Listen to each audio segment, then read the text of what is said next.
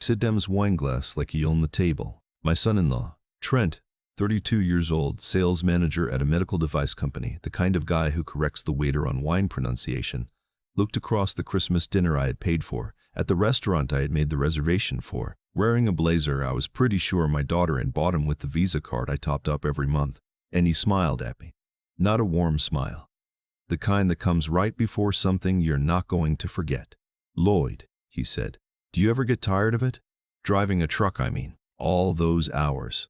All that diesel smell." My daughter Cassie looked down at her bread plate. My wife June went very still beside me. My son-in-law swirled his Cabernet. I'm 61 years old. I've been behind the wheel of an 18-wheeler for 34 of those years. I started when I was 27. After 2 years of trying to make a business degree work in an economy that had no interest in one more kid with no connections and a state school diploma, I drove regional routes first, then long haul, then built up enough savings to buy my own rig, then a second one, then a third. By the time Trent walked into my daughter's life, I owned 4 trucks and had 2 full-time drivers working for me. I wasn't rich, but I was steady. I had built something with my hands and my back, and about 4 million miles of American highway. Trent knew this. I had told him more than once. He just didn't think it counted. "I don't get tired of it," I said. "Really?" He tilted his head. "I just think, no offense, but at your age, hauling freight, that's got to wear on you. Physically, mentally." He paused. "June, don't you worry about him?" June put her fork down. She didn't answer him. June has been married to me for 36 years. She knows when I'm about to handle something myself. I looked at my son-in-law. I looked at the restaurant around us, the white tablecloths, the candles, the prix-fixe menu that started at $90 a person. I thought about the envelope in my jacket pocket. I thought about the spreadsheet I had printed 3 days earlier and left on my desk at home, the one I had been updating for 2 years. I thought about how to answer him, and then I decided to save it. Not yet. Let him keep going. Let him show everyone at the table exactly who he was. "I manage fine," I said. He smiled again. "Sure you do. Let me go back to the beginning, because you need to understand how we got to that restaurant and why I had that envelope. Cassie is my only child. Her mother and I had her late. June was 34, I was 32, and we raised her in a 3-bedroom house in Columbus, Ohio, that we paid off in full before she finished high school.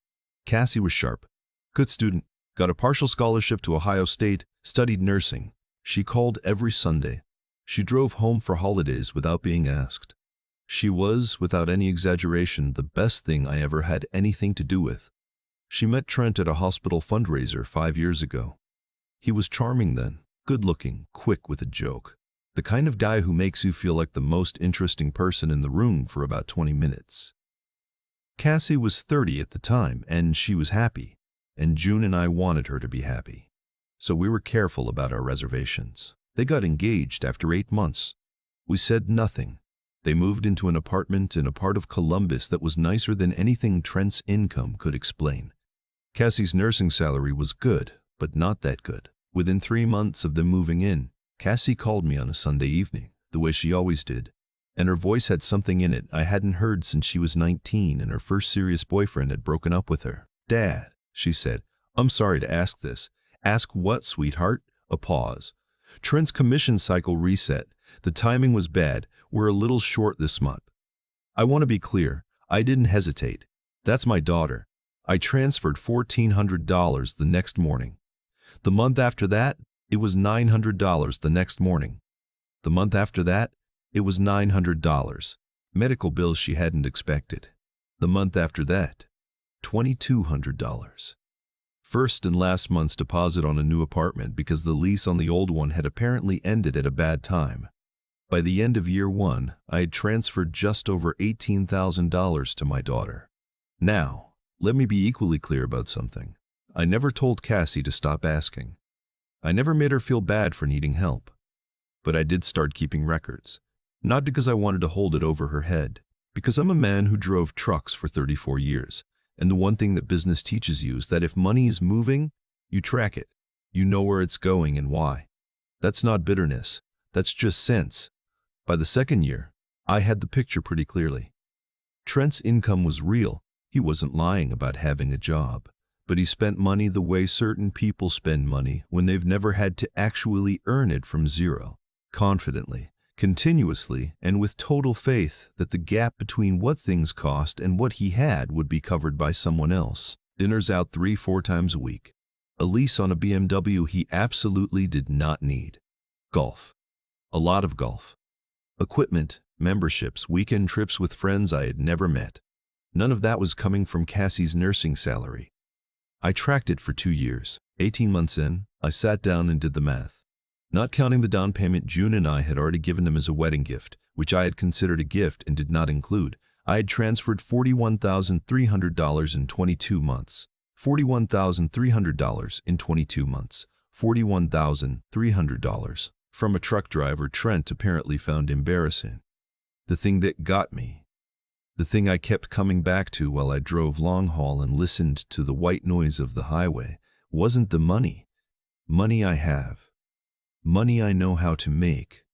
What got me was the way Trent talked about my work, not in big dramatic insults, in small, consistent dismissals. The sighing pause when I mentioned the rig.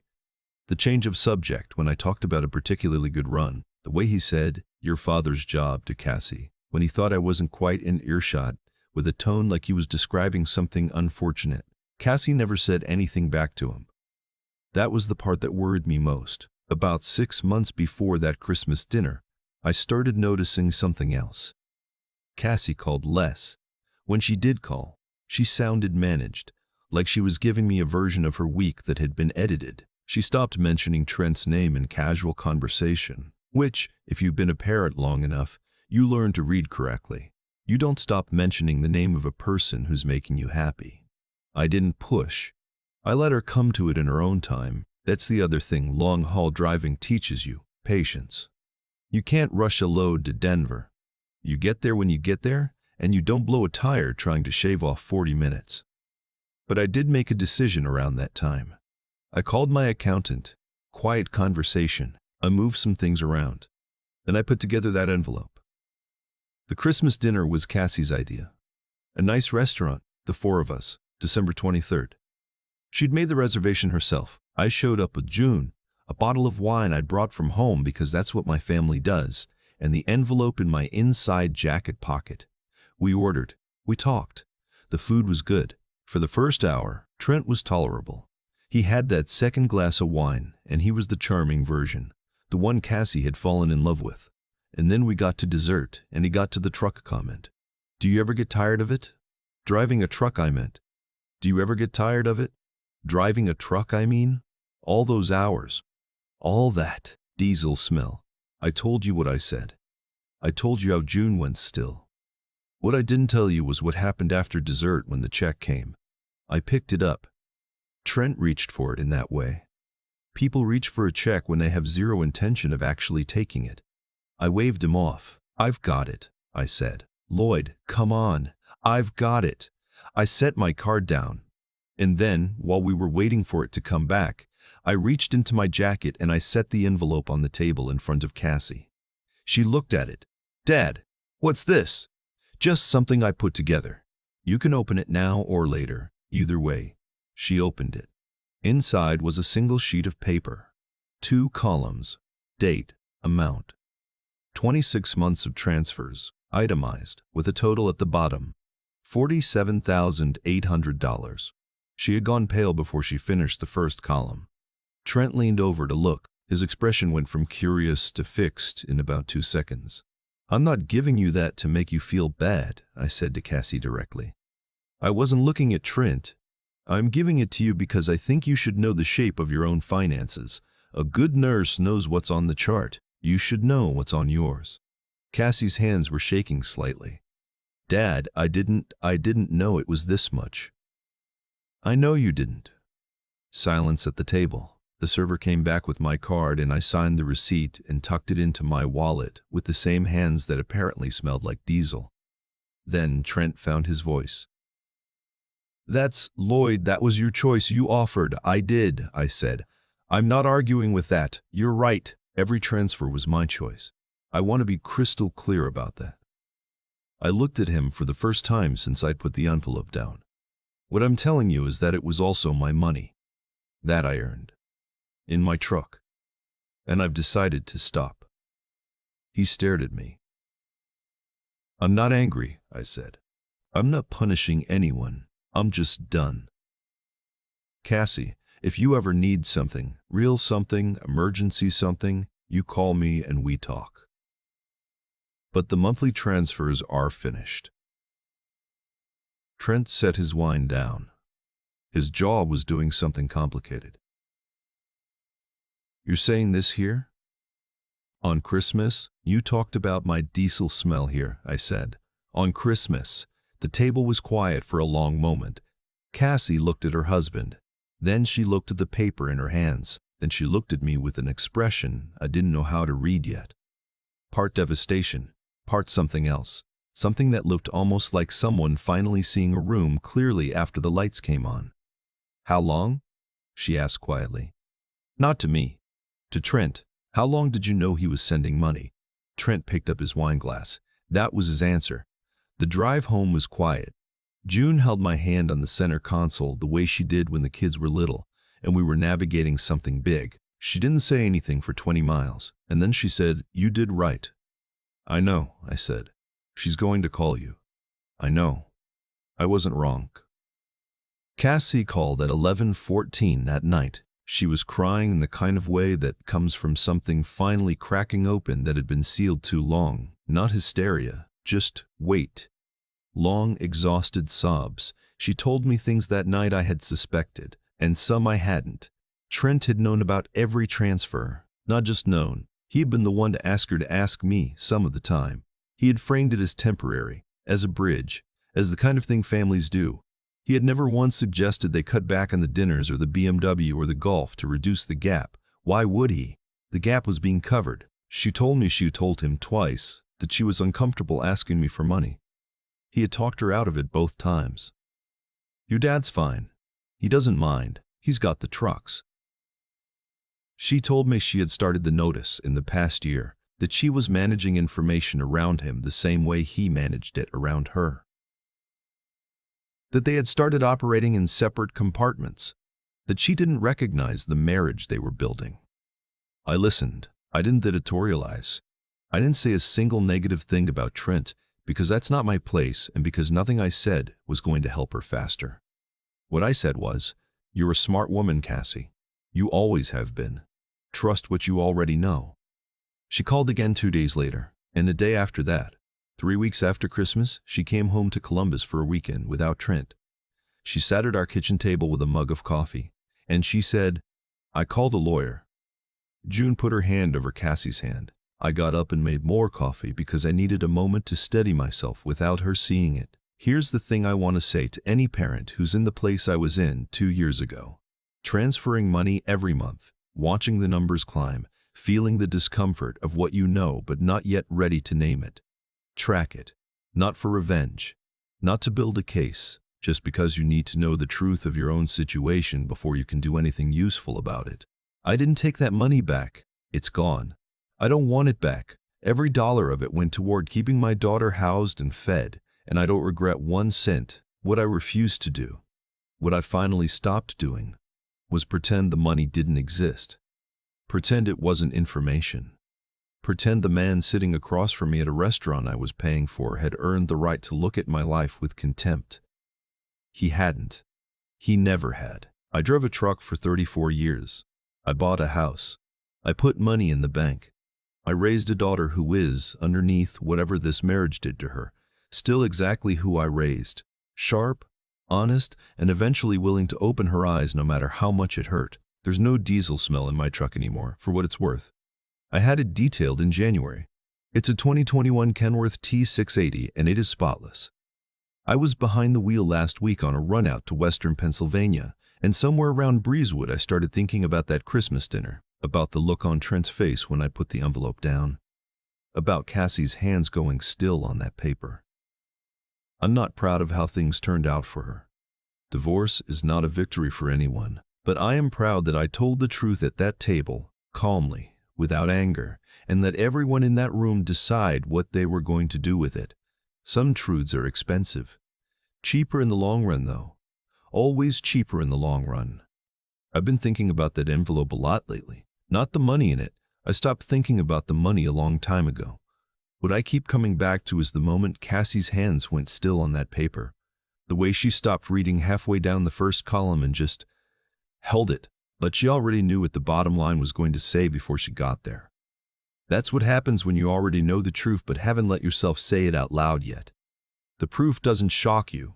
It just gives you permission. I've made a lot of decisions in my life that I second-guessed. Buying that first rig when we didn't really have the cushion for it. Saying yes to a second one 18 months later. Staying quiet for 2 years while I watched my son-in-law spend money he hadn't earned and carry himself like a man who had. I second-guessed the quiet part most of all. There were nights on the road, somewhere on I-70 past the Kansas state line, with nothing but flat dark on either side of me, when I thought, just say something. Just name it. But I've learned, slowly, the hard way, across a lot of miles, that there's a difference between what's true and what someone is ready to hear. You can hand a person every fact in the world, and it won't move them until something inside them is ready to move. Cassie wasn't ready at month 6. She wasn't ready at month 14. She was ready at that Christmas table, and I think some part of her had been building toward ready for longer than either of us knew. What Trent never understood, what certain people never understand, is that contempt is a debt. Every time he let that pause hang in the air when I mentioned the rig, every time he said, "Your father's job," with that particular flatness, he was withdrawing something. Not from my account, from his own, from the account that determines what a man actually is when the performance stops and the bills come due. He built himself up by making me small, and the whole structure was sitting on a foundation I had poured. That's not irony. That's just cause and effect. You cannot spend 34 years driving through ice storms and blown-out stretches of highway and learning how to solve a problem with whatever you have on the truck and come out of that without understanding how weight works. Everything carries a load. Every load has a limit. I didn't pull that envelope out to humiliate him.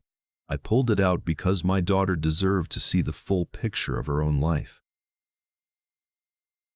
That's what a father owes a child. Not protection from hard things, but the clarity to face them. I gave her the facts. What she did with them was hers. She did the right thing. I knew she would. I raised her to be honest with herself even when it cost her, and it cost her plenty. Divorce at 35, starting over, figuring out what the next chapter looks like. None of that is easy, but I watched her sit at my kitchen table 3 weeks after Christmas with a coffee mug and a lawyer's number, and the particular kind of calm that comes from finally deciding, and I thought, there she is. There's the woman I raised. The trucks are still running. I'm still behind the wheel more often than my knees would prefer. June still holds my hand on the center console. And Cassie calls every Sunday, the way she always did, before all of it. Some things you lose. Some things, if you're steady and patient and willing to tell the truth at the right moment, you get to keep.